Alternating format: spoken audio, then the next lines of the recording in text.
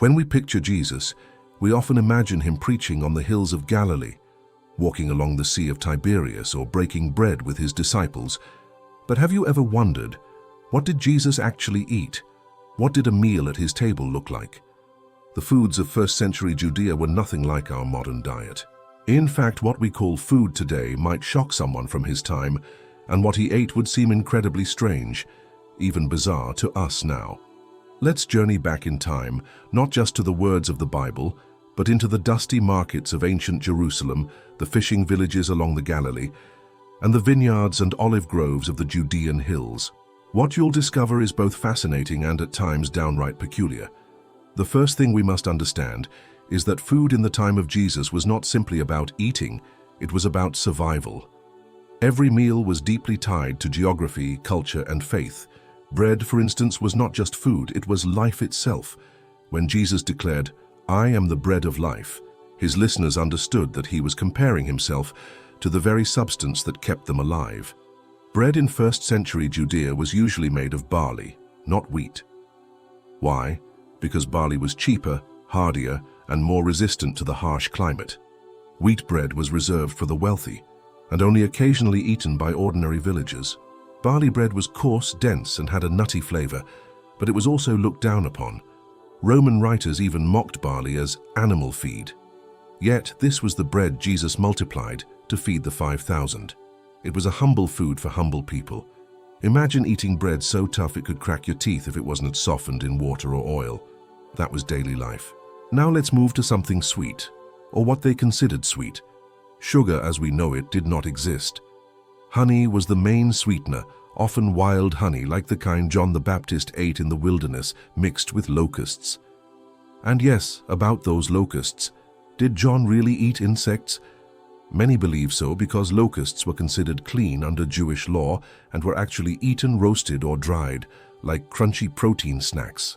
But others suggest that the word locusts might have referred to carob pods, nicknamed locust beans. Either way, John's diet was strange by today's standards, but not uncommon for those living off the land in desert regions. And speaking of the desert, water itself was not always safe. People often drank diluted wine mixed with water, not to get drunk, but to purify the liquid. Wine was everywhere in Jesus' world, not expensive aged wine, but sour, everyday table wine, sometimes closer to vinegar. This is what he turned into fine wine at Cana, stunning the guests with its sudden richness. The act was more than a miracle. It was a cultural statement about abundance, joy, and the messianic promise. But let's talk about meat. You may be surprised to learn that meat was a luxury. The average person in Galilee probably ate meat only a few times a year, mostly during festivals like Passover, or if a family slaughtered an animal for a special occasion. Jesus himself, as a Jewish man, would have eaten lamb at Passover. Fish, however, was much more common. The Sea of Galilee was teeming with tilapia, catfish, sardines, and other local fish. Archaeologists have even found fish bones and scales in trash heaps around Galilean towns, confirming its importance. But here's where it gets bizarre. Fish was often salted and preserved, not eaten fresh. Imagine fish packed in jars of brine, left to ferment, producing a strong, pungent smell. This fermented fish sauce, known as garum, was actually a Roman delicacy, and evidence suggests it was traded even in Judea. People loved this salty, smelly sauce poured over bread or vegetables. Yes, Jesus may well have tasted this pungent seasoning that we would probably find repulsive today. And speaking of bizarre flavors, did you know that grasshoppers roasted with salt and vinegar were eaten as crunchy snacks? Or that cheese was made not just from sheep or goat milk, but sometimes mixed with herbs and ashes for preservation? Ancient diets were inventive, but to us, they might seem downright odd. Now let's turn to vegetables and fruits. Jesus spoke often in parables using images of figs, grapes, olives, and mustard seeds. These were not random choices. They were staples of the diet, central to survival. Figs were dried and stored as sweet, chewy blocks. Olives were pressed into oil, the true foundation of every household, not just for cooking but for lighting lamps and even for anointing. Grapes were eaten fresh in season, but also dried into raisins or turned into wine. And the mustard seed. That wasn't just a metaphor. Wild mustard grew everywhere in the hills, its tiny seeds producing a spicy kick when crushed. Imagine a world without chili peppers or tomatoes. Spices were rare and expensive. Mustard, garlic, onions, and herbs like mint, dill, and cumin gave flavor to otherwise bland meals. Archaeological digs in Israel have revealed something fascinating. Ancient seeds preserved in pottery jars, allowing us to know exactly what crops were common. Lentils, chickpeas, and beans formed the protein base of the diet, often boiled into thick stews. These stews were eaten with barley bread, dipped by hand, shared from a single bowl. Eating was communal, intimate, symbolic. And yet here's the strange reality. Much of what was eaten would have been considered poor manners food. Porridge made of barley and water, sour wine mixed with herbs, pickled vegetables stored in clay jars. Jesus' diet was not a feast of kings, but the sustenance of common people. And that makes his teachings all the more powerful. He spoke of heavenly banquets and eternal feasts to people whose daily meals were often meager and repetitive. But there is more, so much more. The politics of food in Jesus' time were just as important as the flavors. Rome taxed crops heavily, leaving farmers struggling to survive. Bread riots erupted when grain prices soared. To say, "Give us this day our daily bread," was not just a prayer, it was a cry of desperation. Food was survival, and survival was uncertain. So what else did Jesus eat? Was there cheese on his table? Probably. Goat cheese was common, often eaten fresh. Did he taste exotic fruits like pomegranates and dates? Absolutely. They were abundant, especially in Jericho, known as the City of Palms. Dates were made into cakes, sometimes mixed with nuts, an early form of energy bar. And pomegranates, with their blood-red juice, carried deep symbolic meaning in Jewish tradition. But perhaps the most bizarre part of all is this. Meals in the first century were not just about filling the stomach. They were sacred. Who you ate with, how you ate, what you blessed before eating, these things carried spiritual weight.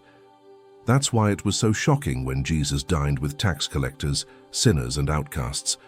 The food on the table may have been simple barley bread and lentils, but the act of eating together broke barriers, defied cultural norms, and revealed the kingdom of God. And the deeper we look, the more mysteries unfold. Did Jesus ever eat wild game? Possibly, though rare. Did he taste exotic imports like cinnamon or black pepper from India? Perhaps, since the Romans controlled vast trade routes. Did he eat locust beans, roasted over coals with a side of honeycomb? Maybe so. Each possibility opens new windows into his world, a world where every bite was a reminder of God's provision and every meal an opportunity for teaching. Now imagine this. You're sitting in a dimly lit room in Capernaum, the smell of oil lamps filling the air. Before you is a clay plate with a small piece of barley bread, a bit of goat cheese, maybe some olives, a handful of dried figs, and a cup of sour wine diluted with water. This could have been a meal Jesus himself shared. Simple, humble, yet profoundly symbolic. And we have only scratched the surface. There are strange food laws to explore, forgotten recipes hidden in ancient texts, and archaeological discoveries that reveal even more about what Jesus really ate and why it matters. Because when we understand his table, we understand his teachings in a whole new way. Imagine walking through a bustling marketplace in Jerusalem during the time of Jesus. The air is thick with dust, smoke from clay ovens, and the unmistakable smell of dried fish. Merchants shout over one another, selling figs strung on ropes, baskets of lentils, clusters of garlic bulbs, and clay jars of oil. Chickens cluck in cages, goats bleat, and the sound of barter fills the air. For many, this wasn't a place of luxury shopping. It was survival. Whatever a family could buy here determined whether they would eat well or go hungry. But what's fascinating is how different the cultural layers of food were. Judea was not an isolated land. It was the crossroads of empires, with Roman soldiers, Greek traders, and even Egyptian spices making their way through its streets. Every bite had a history. A date from Jericho might have traveled in a caravan. A pinch of saffron could have been imported from far-off lands. Even the clay bowls used at mealtime sometimes bore designs influenced by Greek art. Food wasn't just food, It was a symbol of cultural contact, sometimes harmony, and often domination. And then there were the strict rules. Jewish dietary laws, known as kashrut, shaped every meal. Certain animals could never be eaten. Pork, the staple of the Roman diet, was absolutely forbidden. Imagine the tension, Roman soldiers feasting on roasted pigs, while Jewish families scrupulously avoided even touching pork fat. This wasn't just about taste, it was identity, separation, and even resistance against foreign culture. Kosher slaughter was another factor. Animals had to be bled properly and their fat carefully removed. This made meat preparation a long ritualistic process. Contrast this with Roman banquets, where meat was roasted whole, dripping with fat. To the Romans, the Jewish diet seemed bizarrely restrictive. To the Jews, Roman food seemed grotesquely unclean. And in the middle of this cultural divide walked Jesus, who shocked people not by what he ate, but by with whom he ate. Now let's explore something rarely talked about: how food was cooked. Without metal stoves, most households used clay ovens, fueled by wood or, more commonly, dried animal dung. That's right, the smell of cooking bread often mixed with the pungent smoke of burning dung. It was practical, cheap, and available in abundance.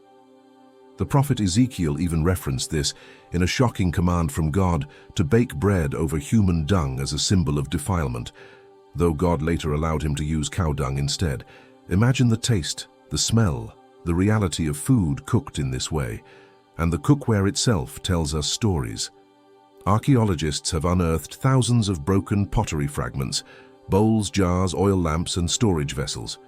Some still bear traces of ancient food: charred grains, dried olive pits, fish bones stuck to the sides. These remnants act like snapshots of meals frozen in time.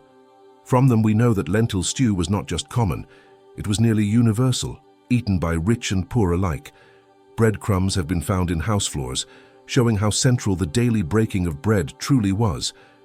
But here's another bizarre truth: many foods were eaten cold.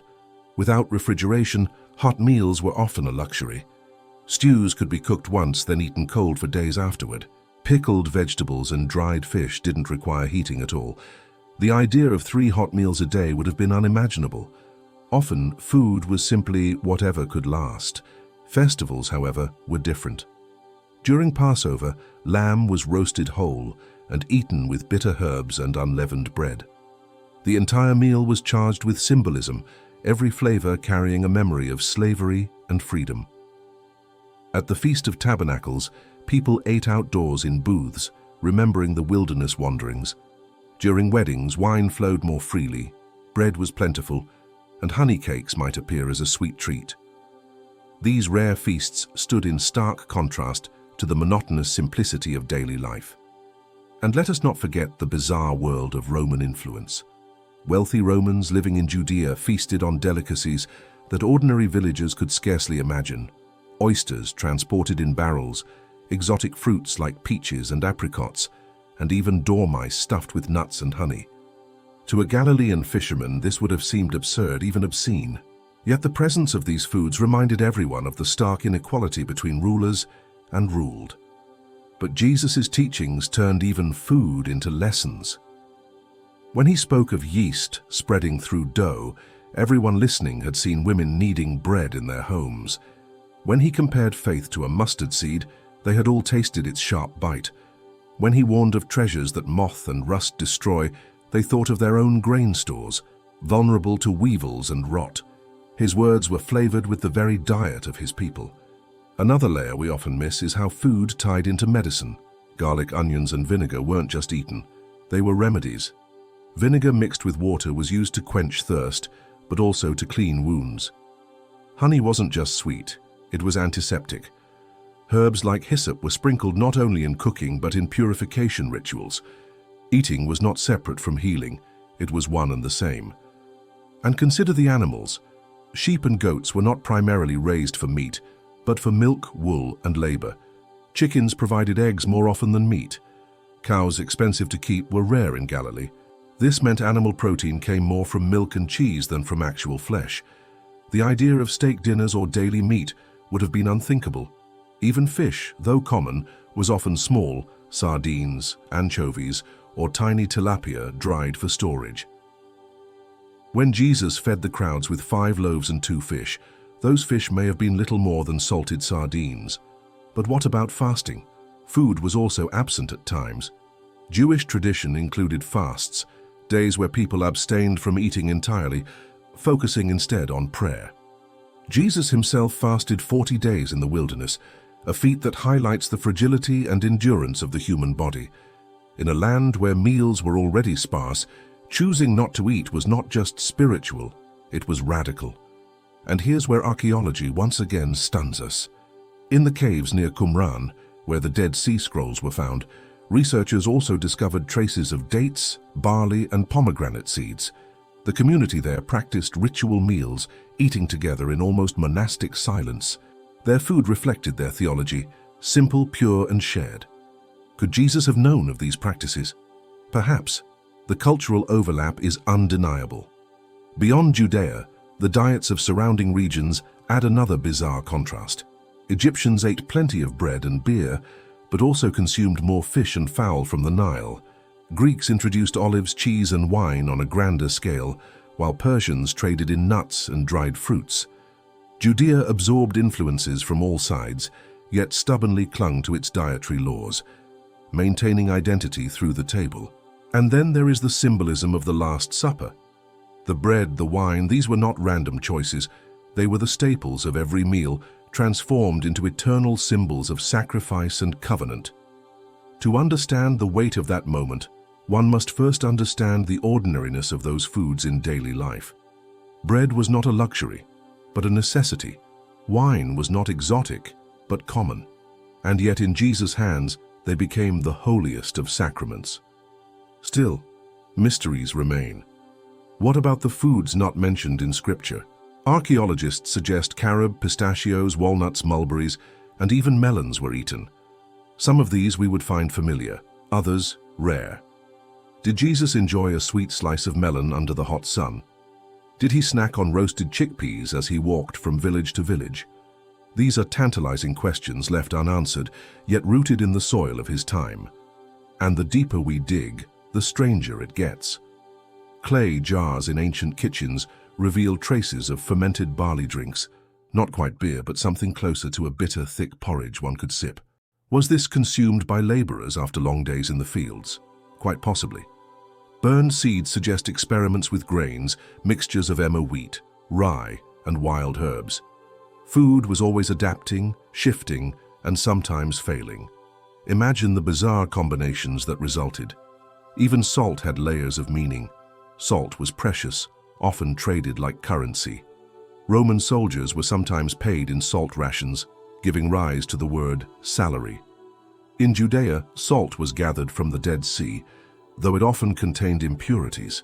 When Jesus said, "You are the salt of the earth," his audience knew the value and the fragility of that statement.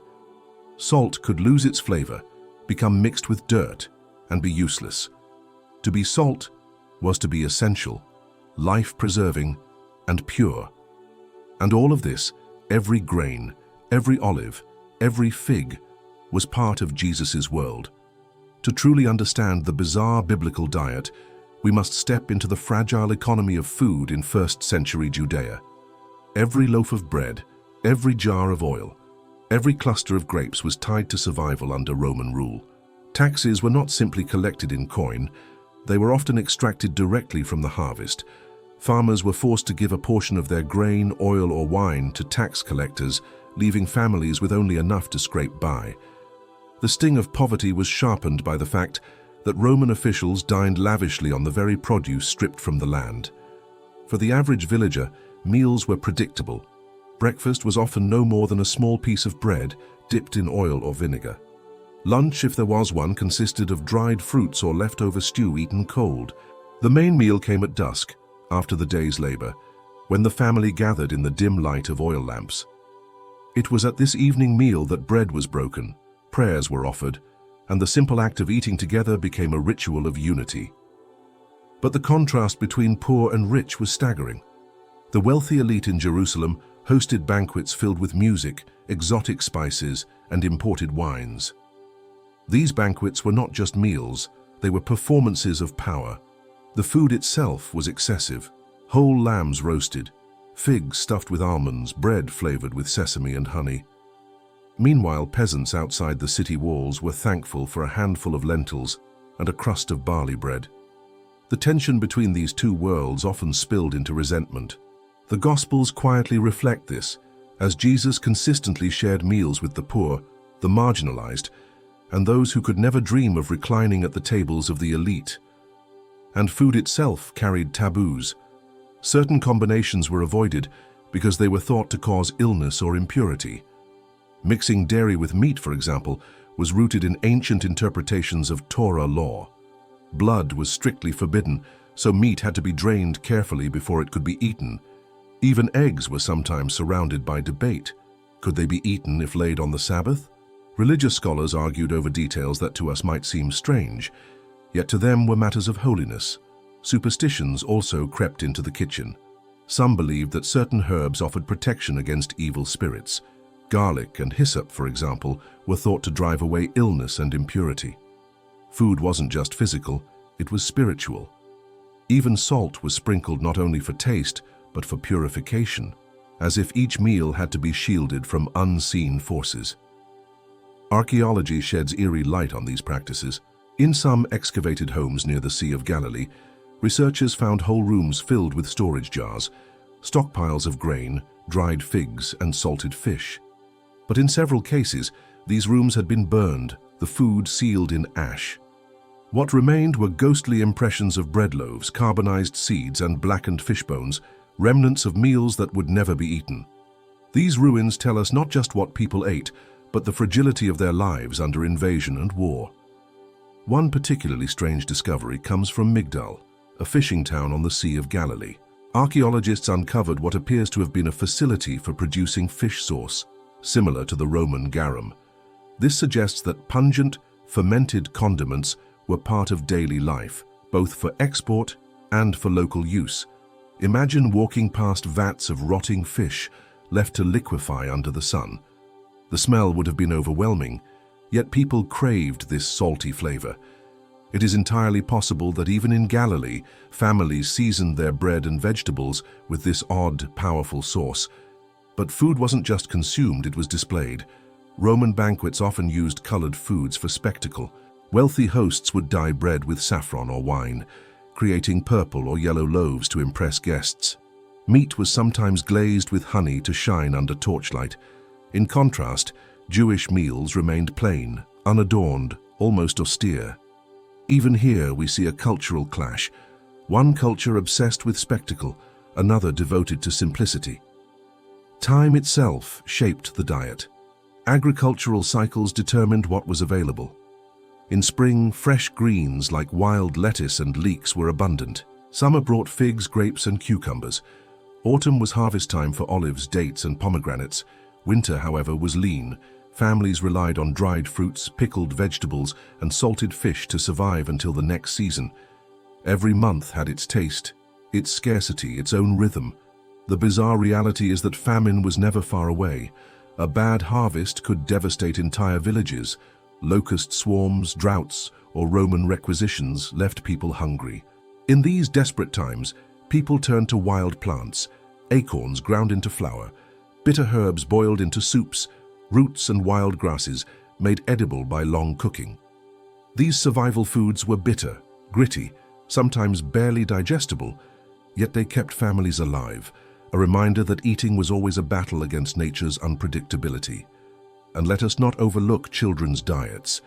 Infants were nursed for long periods, often up to 3 years, since solid foods were scarce and unsafe. When children were weaned, they were given soft porridges of barley or lentils, mixed with goat's milk if available. Sweets were a rarity, so dried figs or dates were prized treats. Imagine the joy of a child biting into a fresh pomegranate after months of eating nothing but porridge and bread. There were also foods tied to mourning. After a death, neighbors would bring meals of bread, lentils, and eggs to the grieving family. Eggs, round and unbroken, symbolized the cycle of life. This tradition echoes faintly in modern customs, but in the 1st century, it was a profound reminder of community support through the language of food. Stranger still, some foods were linked to prophecy. The prophet Isaiah speaks of curds and honey as a sign of blessing. The book of Revelation describes a little scroll tasting sweet as honey, but bitter in the stomach. Even the future, in Jewish imagination, was flavored by food. Heavenly banquets contrasted with famine, abundance contrasted with emptiness. To understand their worldview, one must taste the metaphors embedded in their meals. Daily life, however, was pragmatic. Women rose early to grind grain by hand, a grueling task that could take hours. The sound of millstones turning was the heartbeat of every village.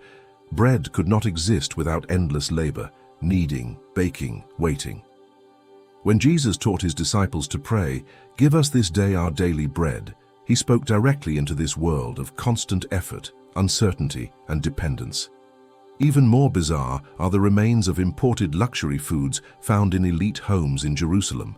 Archaeologists have discovered traces of black pepper, cinnamon, and even exotic shellfish shells, foods far beyond the reach of common Galileans.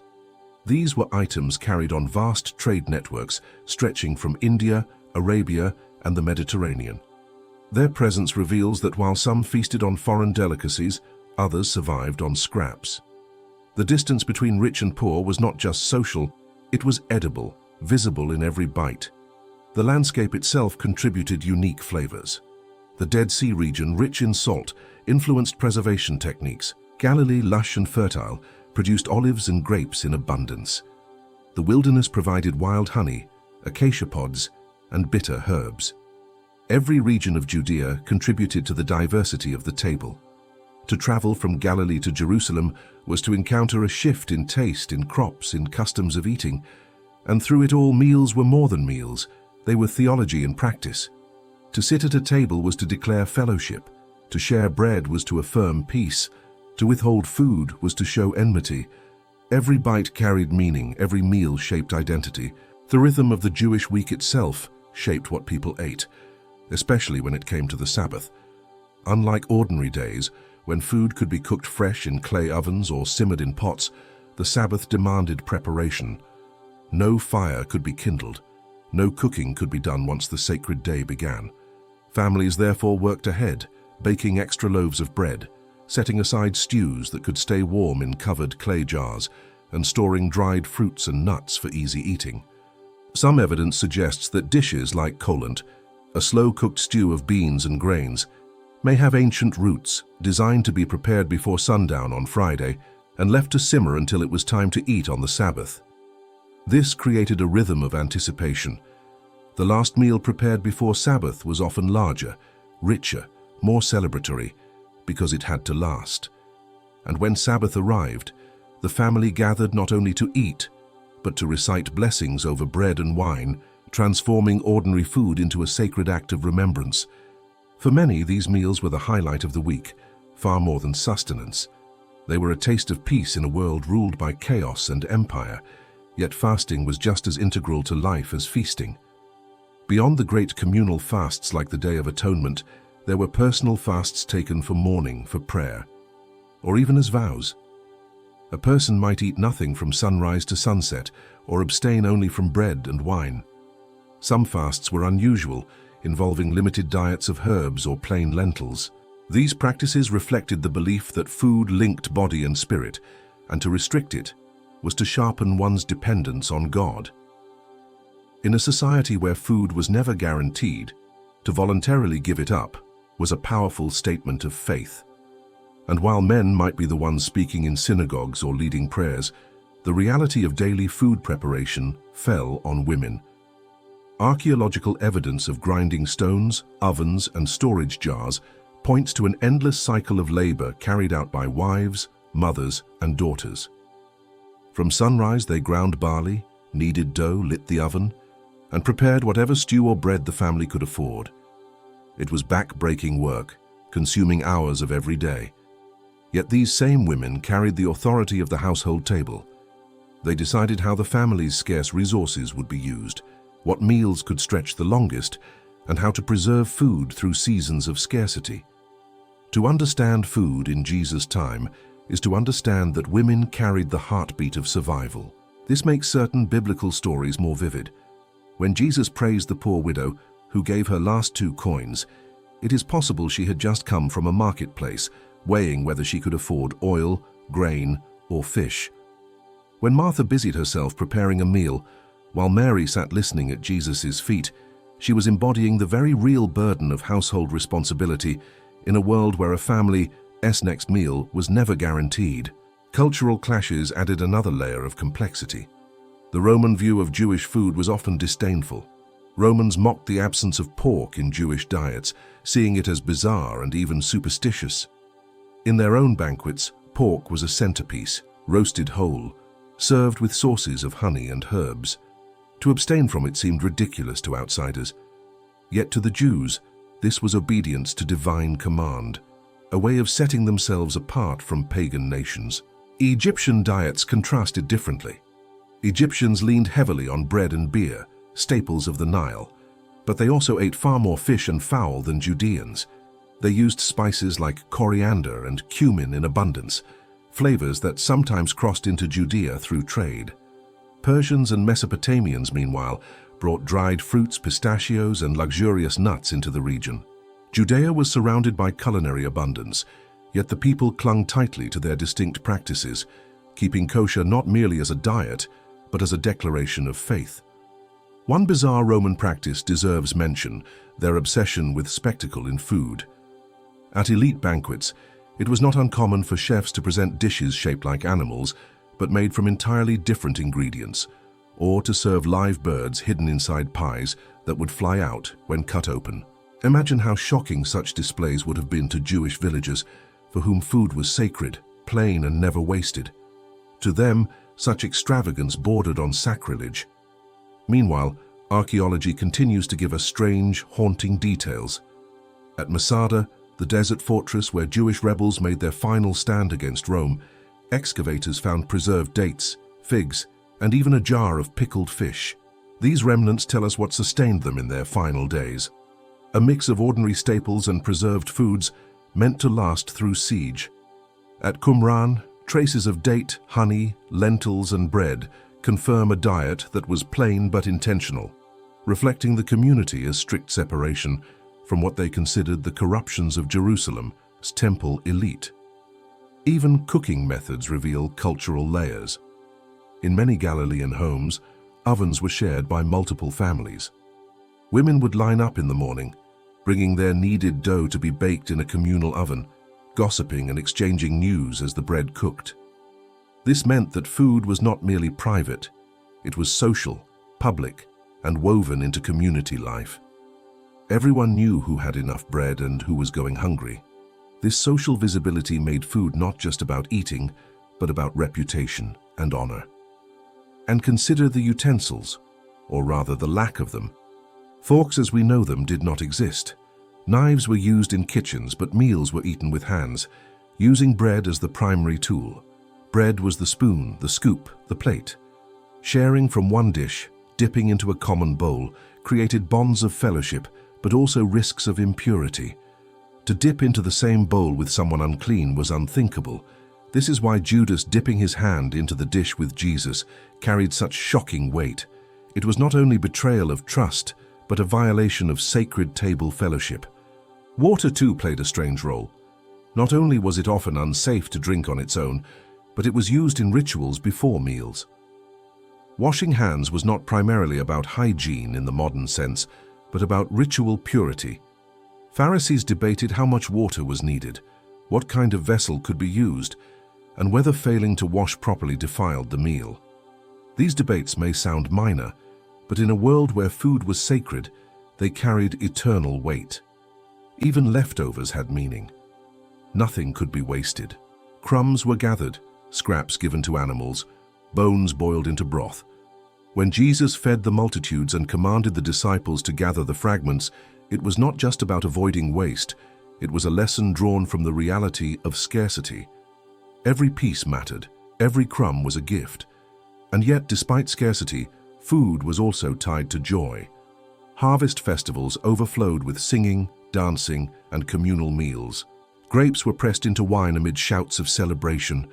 Olives were crushed while families worked together, sharing bread and roasted vegetables under the autumn sun. These meals were humble, but they were filled with laughter, music, and the taste of gratitude. Food was memory, food was hope, food was the rhythm of life itself. Among the wealthy and powerful, food reached levels of extravagance unimaginable to the ordinary people of Galilee. Wealthy Sadducees and aristocrats in Jerusalem dined on imported delicacies that traveled across desert caravans and Mediterranean ships. Archaeologists have uncovered traces of black pepper from India, cinnamon from Ceylon, and dried apricots and peaches likely imported from Persia. These were luxury spices, far beyond the reach of villagers. To sprinkle cinnamon on a dish or infuse wine with exotic herbs was a symbol of wealth and status. Ordinary families never even smelled such aromas, let alone tasted them. And yet, even as elites indulged, famine always loomed at the edges of society. In times of drought or war, survival foods became critical. Acorns could be ground into bitter flour, mixed with barley to make harsh, heavy bread. Wild roots like mallow or chicory were boiled until soft, often eaten only by the desperate. Even animal skins, when boiled long enough, could produce a gelatinous broth that kept people alive. Ancient records describe parents feeding their children grass boiled into gruel when harvests failed. Hunger shaped memory, and fear of famine haunted every household. The symbolism of food in Jewish ritual added yet another layer. Certain foods were never just eaten, they were performed. Bitter herbs at Passover were not about flavor, but about remembrance of slavery. Unleavened bread symbolized haste, freedom from Egypt, and divine deliverance. At the festival of first fruits, the very first harvested grain was offered to God before families could taste from the crop. Every season had its appointed offering. Every taste carried history, covenant, and theology. Salt, wine, oil, these were not only staples but sacred elements. Salt was required in every temple sacrifice, a sign of preservation and covenant. Wine was poured as a drink offering before God. Oil anointed kings and priests, symbolizing consecration. To eat these foods was to live in constant awareness that life itself was a gift, every bite a reminder of divine presence. As the movement of Jesus spread, meals began to transform in new ways. In the earliest Christian gatherings, believers met not in synagogues or temples, but in homes, and at the center of these meetings was a shared meal. Bread and wine, already sacred symbols in Jewish practice, became redefined as the body and blood of Christ. These meals blurred the line between eating and worship. Archaeological remains from early Christian house churches show dining rooms large enough for communal meals, with pottery and cups scattered about, evidence that the table was the first altar.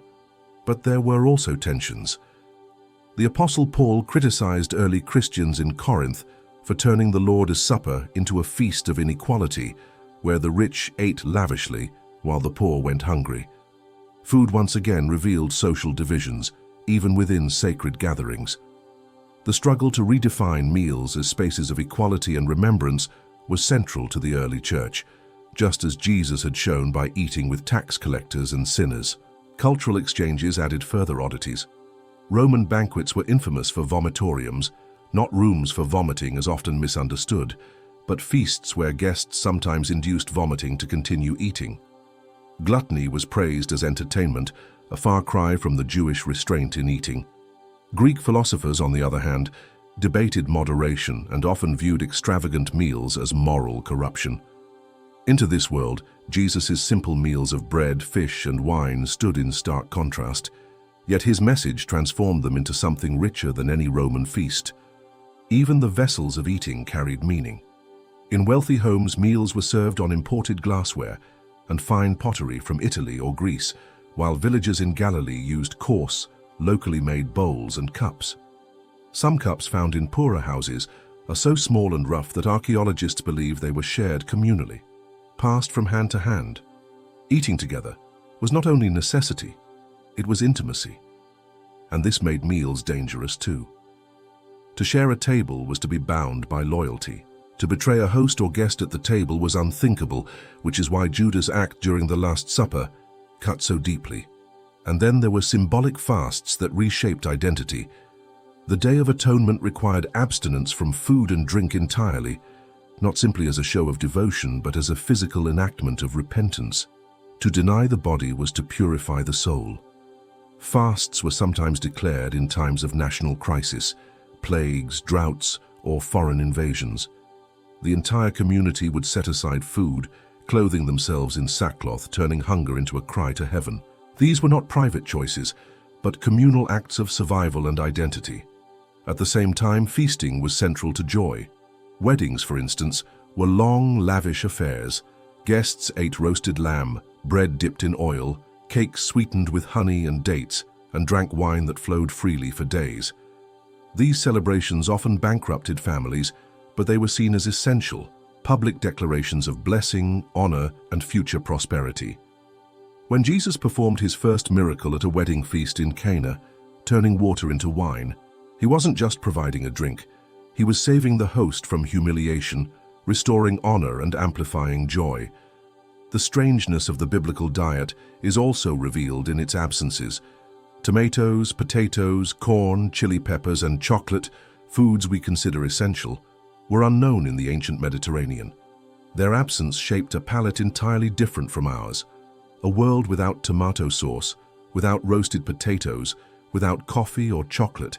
Imagine how alien our kitchens would feel to a Galilean villager.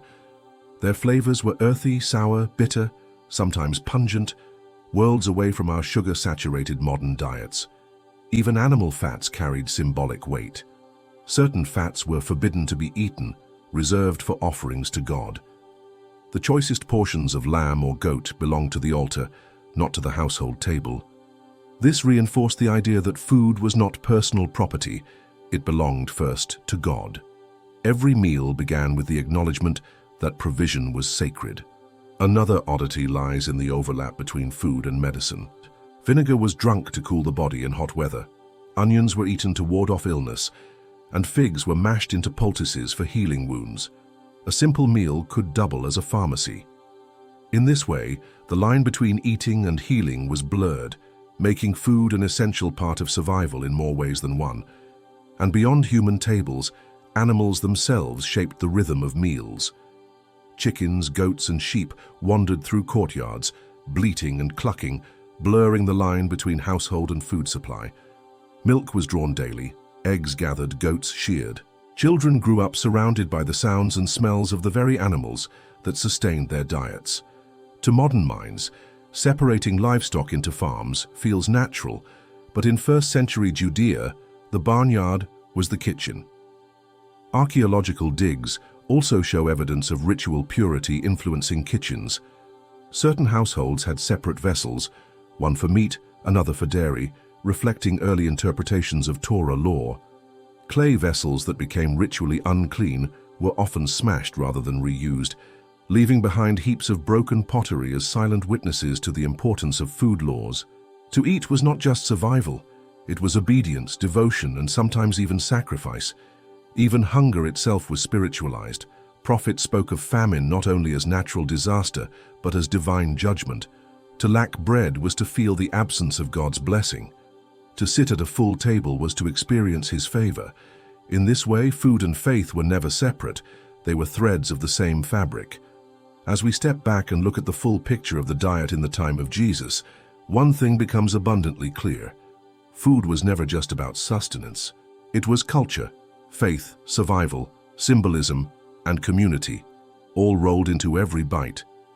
From the coarse barley bread that formed the backbone of daily meals to the simple fish, salted and preserved along the shores of Galilee, every element of the diet carried meaning beyond the plate. We've seen how honey, figs, dates, and locusts weren't mere snacks.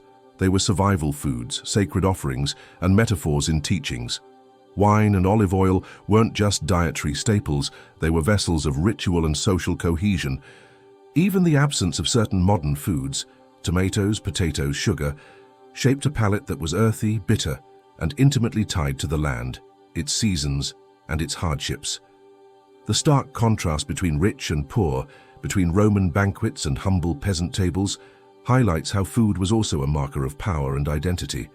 Luxury spices from distant lands, roasted meats, and elaborate sweets were enjoyed by the elite, while the majority survived on lentils, barley, and preserved fish.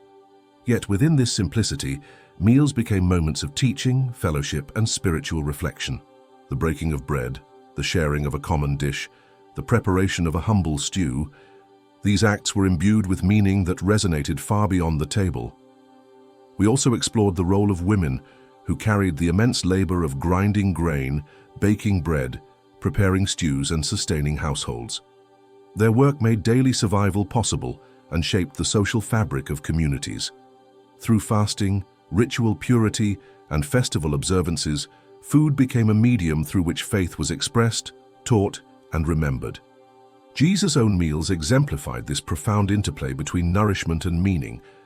By eating with fishermen, tax collectors, and sinners, he transformed ordinary food into a vehicle of inclusion and teaching.